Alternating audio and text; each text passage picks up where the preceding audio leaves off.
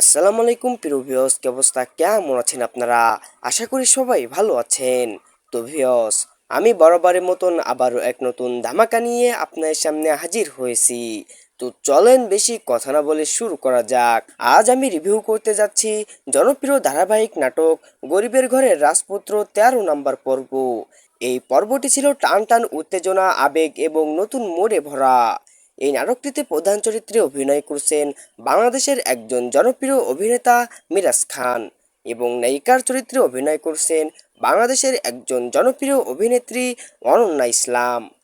13 নম্বর পর্বে আমরা দেখতে পাই অনন্যা ইসলাম কোটিপতি হয়ে যায়, আর অন্যদিকে মিরাজ তার দ্বিতীয় স্ত্রীর কাছেই থেকে যায়। এখান থেকেই গল্পে তৈরি হয় নতুন দ্বন্দ্ব এবং নাটকীয়তা।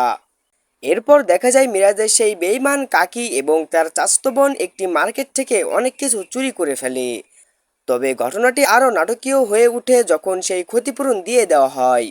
এই নাটকটি গল্পের রহস্য উত্তেজনা বাড়িয়ে দেয়। অন্যদিকে অনন্যা ইসলামের কোম্পানিতে মিরাজ একটি টেন্ডার নিয়ে যায়, কিন্তু তাকে টেন্ডার থেকে বাদ দেওয়া হয়। টেন্ডারটি তাকে দেওয়া হয় না। এই দৃশ্যটি ছিল বেশ আবেগঘন এবং চরিত্রের ভাঙন ফুটিয়ে তোলা। এরপর মিরাজ খান অনন্যার বাসায় যায় এবং সেখানে অনেক কথোপকথনের মাধ্যমে গল্প এগিয়ে যায়। সবশেষে অনন্যা জোরে একটি ধাক্কা দেয়, যা গল্পে বড় মোড় নিয়ে আসে এবং এই পর্বটি এখানেই শেষ হয়ে যায়। দর্শকদের মনে কৌতূহল রেখে যায় এরপর কি হবে। ক্যামেরার কাজ, ব্যাকগ্রাউন্ড মিউজিক এবং বিশেষ করে মিরাজ খান ও অনন্যা ইসলামের অভিনয় ছিল একদম প্রাণবন্ত। প্রতিটি দৃশ্য বাস্তবসম্মতভাবে ফুটিয়ে তোলা হয়েছে, যা দর্শকদের গল্পের সাথে আটকে রাখে।